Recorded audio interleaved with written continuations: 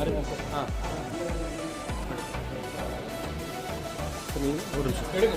தானே இருக்கு.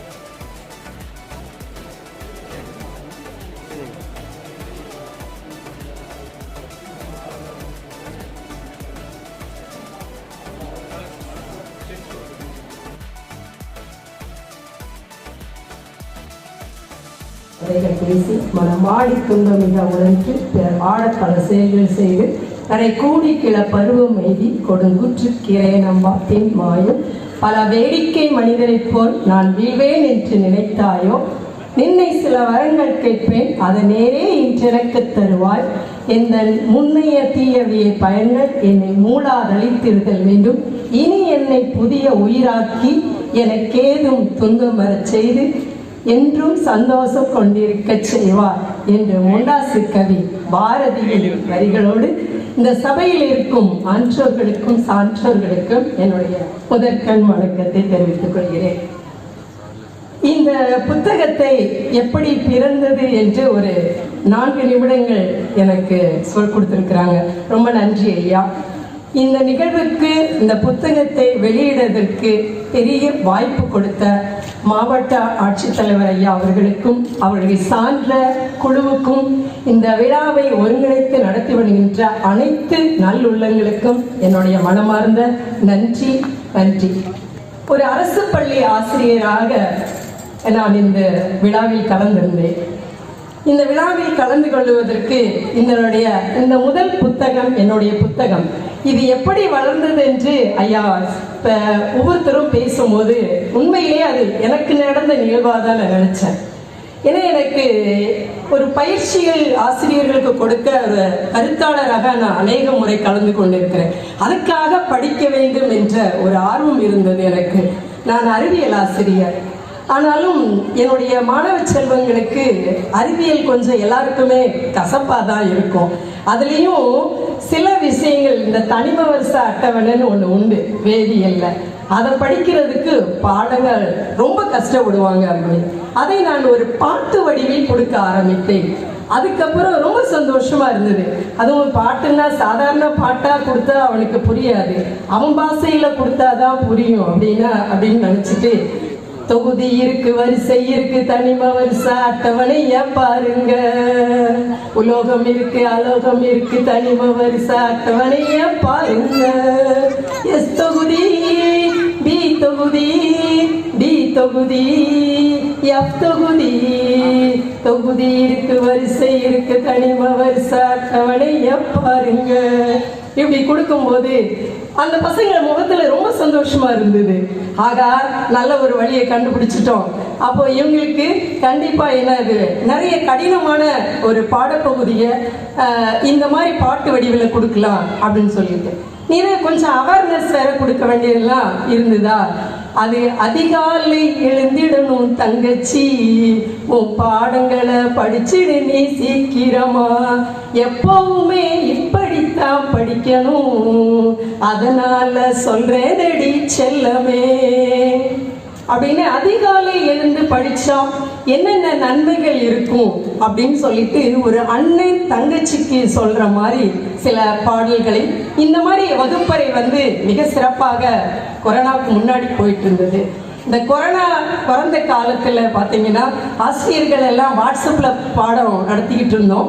சில நிகழ்வுகள் சில ஆசிரியர்கள் எனக்கு 2018 புத்தகத்துல நம்முடைய பள்ளி புத்தகத்துல QR கோட்ல வீடியோ ப்ரிப்பரேஷன் நிகழ்வுக்கு நான் சென்னை கீழே இருந்ததுனால அரசு எனக்கு ரொம்ப ஒரு பயிற்சி அதிகமாக கொடுத்துருந்ததன் விளைவா நிறைய வீடியோலாம் தயார் பண்ணதுனால விளைவு அத்தனை ஆசிரியர்களுக்கும் இணைய வழியா ஒரு பயிற்சி கொடுக்கணும் அப்படின்னு நான் நினைச்சு அத்தனை ஆசிரியர்களுக்கும் வீடியோ தயாரிப்பது, ஆடியோ தயாரிப்பது, மாணவர்களுக்கு எப்படி கொண்டு போய் சேர்க்கணும் அப்படிங்கிற ஒரு நிகழ்வு கிட்டத்தட்ட ஒரு 200 நாள் தொடர்ந்து இந்த நிகழ்வை கொடுத்ததன் விளைவு பொதுவான இணையம் வழியாக கவிதையும் எப்படி எனக்கு ஏற்கனவே இந்த கவிதை பாடல்கள் வரிய மாணவர்களுக்கு சொல்லிக் கொடுத்த ஒரு அனுபவம் இருந்தார்கள, அதை அப்பப்ப கவிதை எழுதி அங்கங்க விட்டுறது தான். ஸோ அந்த கவிதையை இந்த கவிதை புக்கும் இணைய வழியில் பிறந்த கவிதை புத்தகம் தான். ஏன்னா நிறைய ஆசிரியர்களை இந்த வாசிப்பை நேசிக்கிறதுக்கு தூண்டணும் அப்படிங்கிறது இணைய வழியா நடத்தின ஜூம் மூலமா நடத்தின நிறைய நிகழ்வு தான். கிட்டத்தட்ட ஒரு 50 புத்தகத்தை வெளிப்படுத்தி இருக்கிறேன். ஒவ்வொரு ஆசிரியர்களும் எழுத்தாளர்களும் எழுதின புத்தகத்தை இணையம் வழியா அங்கங்க இருக்கிறவங்களுக்கு அறிமுகப்படுத்தி மாணவ செல்வங்களை புத்தகம் வாசிக்க வைத்தது இந்த நிகழ்வுக்கு நான் வந்திருந்தது ரொம்ப பெரிய சந்தோஷமா நான் நினைக்கிறேன். வாசிப்பு வாழ்க்கையின் வளர்ச்சி, அதுதான் அந்த நிகழ்வோட தலைப்பு. இதுல படிச்சது சேலத்துல இருந்து ஒரு ராமன், திண்டுக்கல்ல இருந்து ஒரு சுகன்யா, இந்த மாதிரி நிறைய மாணவ செல்வங்கள் எனக்கு இப்பவும் தொடர்பில் இருக்கிறாங்க. அத்தனை பள்ளி திறந்த சூழலிலேயே மேடம் நீங்க சனி ஞாயிறு கண்டிப்பா வைக்கணும்னு இப்ப சனி ஞாயிறும் அந்த வாசிப்பு வாழ்க்கையின் வளர்ச்சி போயிட்டு இருக்குது. ஆசிரியர்களுக்கும் இதே மாதிரி தூண்டி அத்தனை ஆசிரியர்களும் இணைய வழியா எழுதின கவிதையை தொகுத்து வெளியிட்ட ஒரு நல்ல பெரிய வாய்ப்பு எனக்கு இன்னைக்கு கிடைச்சிருக்குது. இந்த புத்தகத்தை வெளியிடுவதற்கு உறுதுணையா இருந்தது எழுத்தாளர் ஐயா முத்தாலங்குறிச்சி காமராஜர் ஐயா தான். ஏன்னா நான் இப்படி தொடர்ந்து இந்த ஜூம் நிகழ்வுல ஒரு வருஷத்துக்கு மேல நிகழ்வு கொடுத்ததுனாக்கல Cholan book of world record என்னை கூப்பிட்டு உள்ள இந்த நிகழ்வுலேயே 365 நாளுக்கு மேல கற்றல் கற்பித்தல் பணியை அதிகமா நீங்க செய்திருக்கீங்க அப்படின்னு கூப்பிட்டு ஒரு உலக சாதனை அவார்டு கொடுத்தாங்க. அதுக்கு முத்தாலங்குறிச்சி காமராஜ் ஐயா வந்திருந்தாங்க. அம்மா நீங்க இந்த நிகழ்வெல்லாம் ஒரு தொகுத்து ஒரு புத்தகமா வெளியிட்டா நல்லா இருக்குமே அப்படின்னு சொன்னதன் விளைவு உருவானதுதான் இந்த கவிதை பூங்கொத்து. அதனுடைய மாணவர்களுடைய ஆசைக்கு இணங்க தொடர்ந்து ஒரு NMMS பயிற்சியும் இணைய வழியா கொடுத்து, ஏன்னா 2 வருஷமா நமக்கு பாடமே இல்லை.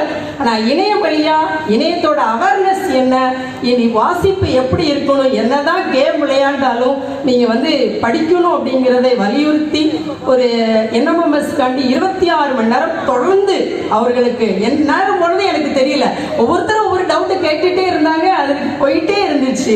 ஸோ அந்த கண்டினியூஸுக்கு அடுத்து ஒரு வேர்ல்ட் ரெக்கார்டும் கொடுத்தாங்க.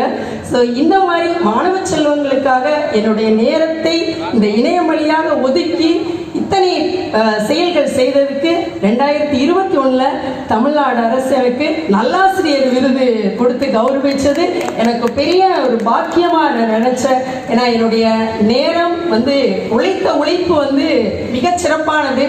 ஒரு ஜூம் மீட்டிங் நடத்தணும் அப்படின்னு சொன்னா அதுக்கு முன்னாடியே ஒரு 1 மணி நேரத்துக்கு முன்னாடியே மாணவர்களுக்கு லிங்க் அனுப்பி அவர்களை இணைத்து அவங்க முதல்ல சரியா இருக்காங்கன்னு அந்த ஆசிரியர்களுக்கு வாட்ஸ்அப் மூலமா நடப்புறதும் அவங்க ஆன்லைன்ல இருக்கிறத ஆசிரியருக்கே மோட்டிவேஷன் கொடுத்தேன். ஏன்னா எப்படி அந்த மாணவர்களை கண்காணிக்கணும் அப்படின்னு, அவங்க தேவையில்லாத செயல்கள் செய்யக்கூடாது அப்படிங்கிறது. அதனால இந்த என்னுடைய ஒரு சிறு சொன்ன மாதிரி மனசுக்குள்ள 1000 புத்தகம் எழுதுற அளவுக்கு என்னுடைய கல்வி பணியின் அனுபவம் அதிகமாக இருக்கு. அடுத்த புத்தக திருவிழால கண்டிப்பா நானும் மற்றொரு புத்தகத்தை வெளியிடுவேன் அப்படின்னு நான் நினைக்கிறேன்.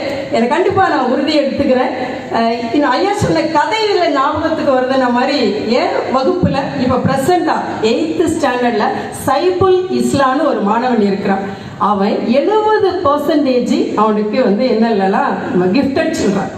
ஆனா இந்த 70% கிஃப்டட் சில்ட்ரனை என்னால ஒரு கதை சொல்ல வைக்க முடிஞ்சது. கதைக்கு அவ்வளவு பெரிய வலிமை இருக்கு அப்படிங்கிறத கூறுறதுக்கு தான் ஒரு சின்ன உதாரணம்.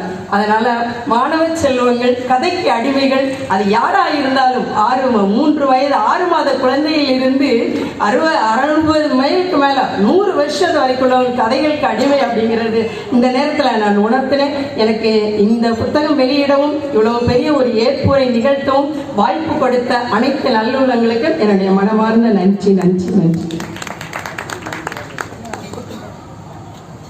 கவிதை பூங்கொத்து எனும் நூலை கொடுத்து ஏற்புரை நிகழ்த்திய அமையர் இன்னும் 1000 புத்தகங்கள் வெளியிட வாழ்த்தி இப்பொழுது